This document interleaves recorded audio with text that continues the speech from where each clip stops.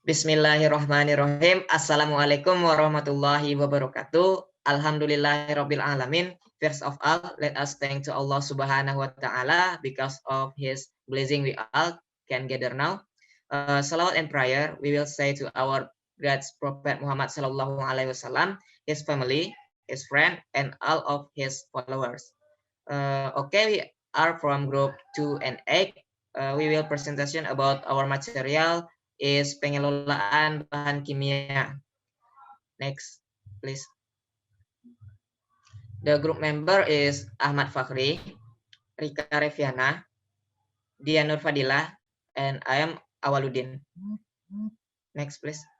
Baik, cara mengelola bahan kimia. Bahan kimia yang ada di laboratorium jumlahnya relatif banyak seperti halnya jumlah peralatan. Di samping jumlahnya yang banyak, bahan kimia dapat menimbulkan risiko bahaya yang cukup tinggi. Oleh karena itu, dalam pengelolaan laboratorium, aspek penyimpanan, penataan, dan pemeliharaan bahan kimia merupakan bagian penting yang harus kita perhatikan. Next, please. Pengelolaan bahan di laboratorium meliputi beberapa tahapan atau langkah, yaitu yang pertama, dimulai dari pengemasan dan penempatan. Yang kedua, kondisi tempat penyimpanan. Yang ketiga, pengaturan bahan dalam lemari atau rak. Yang keempat, administrasi dan pencatatan penggunaan bahan. Oke, next please. Baik, untuk materi pengemasan dan penempatan akan dibawakan oleh Dian Nur Fadilah. Kepada Dian, dipersilahkan. Thank you, Awa. For the pengemasan dan penempatan, I will be explaining to you. Jadi di pengemasan dan penempatan itu ada beberapa jenis kemasan. Biasa yang dipakai itu adalah botol plastik, kemudian ada botol berwarna coklat, dan juga ada botol berwarna putih. Nah, penempatan bahan-bahan kimia sendiri ini disusun secara alfabetik. Jadi untuk orang-orang yang pertama kali masuk laboratorium itu mudah untuk mencari bahan-bahan kimia yang udah tersusun di satu rak gitu. Terus bahan-bahan yang berbahaya sebaiknya itu diletakkan di dalam rak yang paling bawah.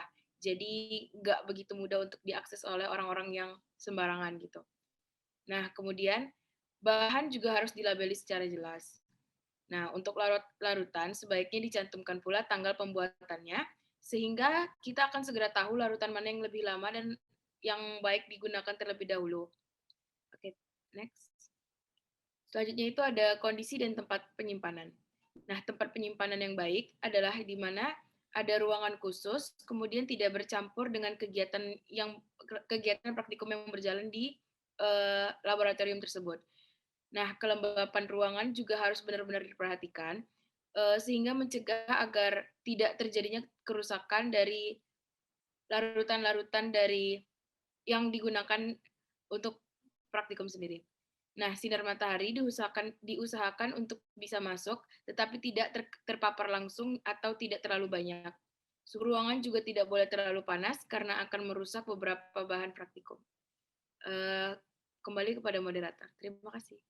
Okay, thank you, Dian. The next can be explained by Rika Reviana. To Rika, it's your time. Okay, thanks to Awal. Next, I will explain about pengaturan bahan dalam lemari atau rak. Bahan kimia yang disimpan dalam lemari sebaiknya diurutkan berdasarkan abjad dan digunakan nama yang seragam. Misalnya natrium klorida, natrium sulfat, natrium tiosulfat, atau sodium klorid, atau sodium fosfat, itu diletakkan pada rak yang sama supaya agar dapat ditemukan dengan mudah. Jadi jangan sampai ada dua istilah untuk bahan yang sama. Hal ini dapat menyulitkan pengguna untuk mengambil bahan kimia tersebut. Nah, sebaiknya untuk bahan yang sama dibuat urut ke dalam lemari. Bahan yang sudah dibuka segelnya diletakkan di bagian depan agar penggunaan atau pengambilan bahan terkontrol. Jadi kemasan yang terbuka untuk bahan yang sama itu cukup satu dan penggunaannya juga bisa seminimal mungkin. Next.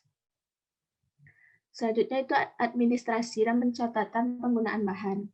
Inventarisasi bahan sangat berguna untuk merencanakan pembelian bahan yang akan diusulkan. Pembelian bahan kimia tidak seperti membeli bahan makanan yang setiap saat dapat dibeli dan tersedia di mana-mana. Untuk membeli bahan kimia, kita harus memesannya terlebih dahulu. Oleh sebab itu, untuk kelancaran kegiatan selanjutnya dari praktikum di laboratorium, administrasi penggunaan bahan harus tercatat secara rapi. Nah, adanya pencatatan yang teratur juga dapat digunakan untuk merencanakan anggaran biaya yang diperlukan untuk mengadakan kegiatan laboratoris. Sekian dikembalikan kepada moderator. Okay, thank you to Rika Reviana. And then simbol-simbol bahan kimia can explain by Ahmad Fakhri. To Ahmad Fakhri, it's your time. Oke, awal thanks for the change. Baik, untuk yang pertama tuh simbol-simbol bahan kimia. Yang pertama tuh eksplosif. Ya, seperti yang kita dapat dalam simbol, kita dapat mengetahui bahwa zat tersebut dapat mudah meledak. Jadi dapat melukai orang-orang sekitarnya jika diberi beberapa hal yang dapat mempengaruhi proses peledakannya. Yang kedua itu flammable. Dari simbol tersebut kita dapat mengetahui bahwa zat tersebut adalah zat yang dapat mudah terbakar, yang dapat dipengaruhi baik oleh panas, baik itu dari sedang sampai tinggi.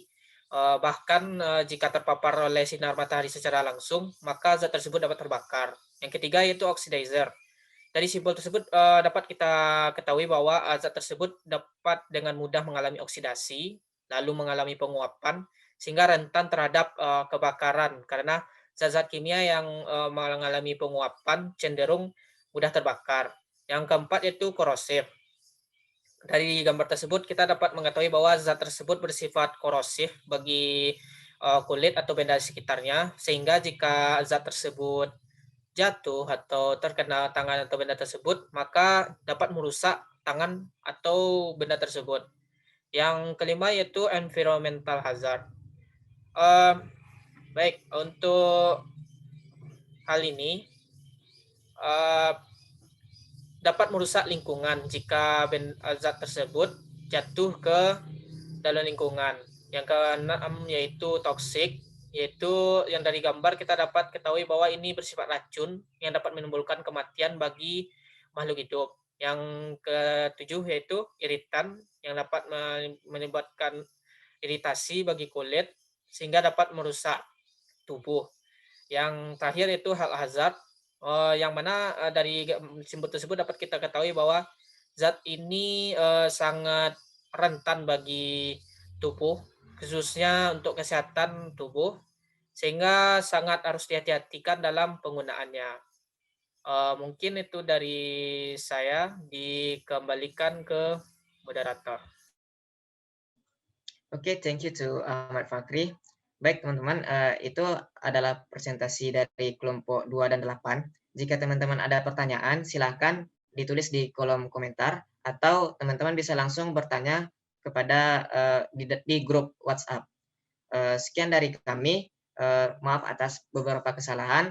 Wabillahi taufiq wal hidayah. Wassalamualaikum warahmatullahi wabarakatuh. Teman-teman, jangan lupa like, comment, and subscribe yang di bawah ini ya. Thank you. Bye-bye.